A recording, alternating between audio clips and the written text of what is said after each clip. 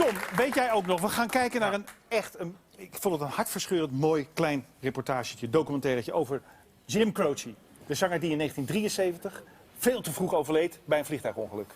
Ja. Zijn zoon, AJ, was toen... AJ Croce. Ja, die is inmiddels zanger geworden, was toen 2 jaar.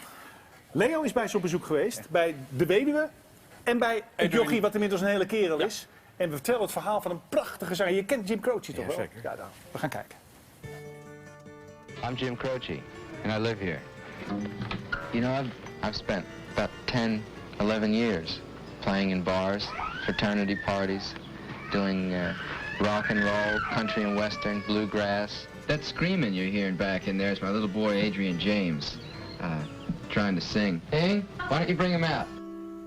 If I could save time in a bottle. It was at about 4 o'clock in the morning.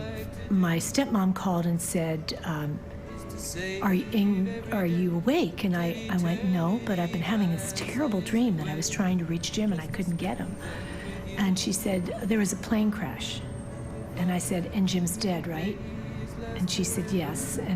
And Maury too? And she said, everyone on the plane died. And the first thing that hit me is that AJ wouldn't have a father. I mean, more so than me. As much as I would miss Jim, it just made me so sad that he wouldn't know his dad. But there never seems to be enough time to do the things you want to do once you find them. Looked around enough to know that you're the one I want to go through time with.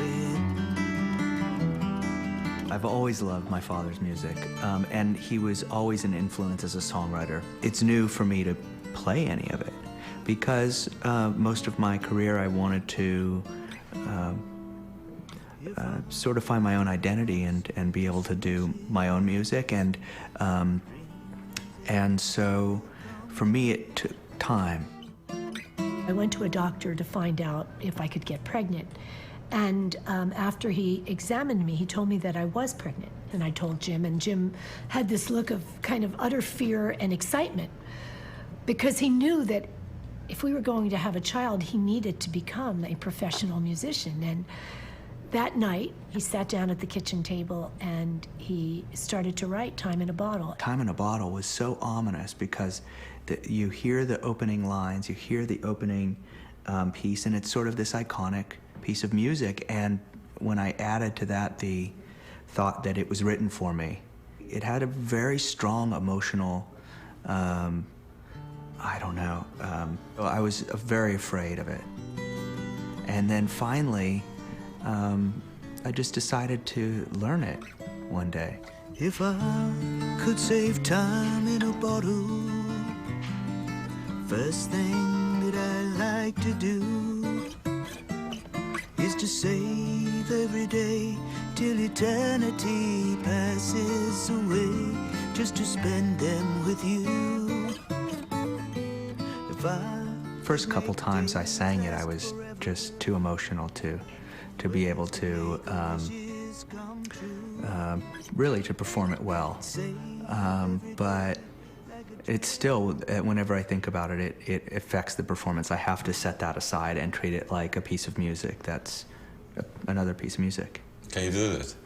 No, not very well. It's very hard. It's very hard.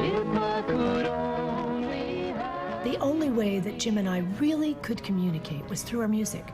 It was the thing that had initially brought us together at a hootenanny when he was the judge for the contest that I was in.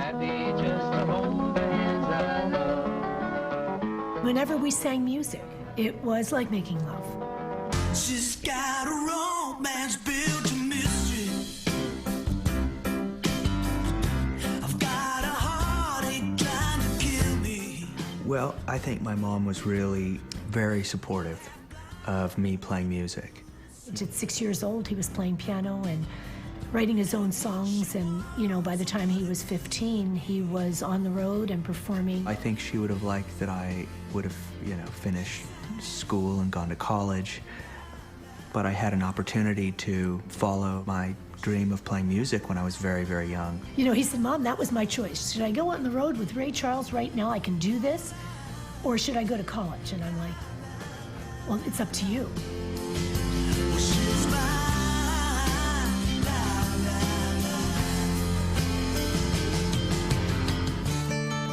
That night, right before he got into the plane, he just wanted to call, and I said, Jim, I can't talk right now. I've got to go, but please call me back. Please give me a call. And he said, Ing, I love you. And that was the last thing that Jim ever said to me. Never come true. The box. Not until I received the letter that he wrote. It came after AJ and I had gotten back from the funeral. It reads, Dear Ing, I know I haven't been very nice to you for some time. And when I get back, everything will be different. We're gonna have a life together, Ing, I promise. I'm gonna concentrate on my health. I'm gonna become a public hermit. I'm gonna get my master's degree. I'm gonna write short stories and movie scripts. Who knows, I might even get a tan. Give a kiss to my little man and tell him Daddy loves him. Remember, it's the first 60 years that count. And I've got 30 to go. I love you.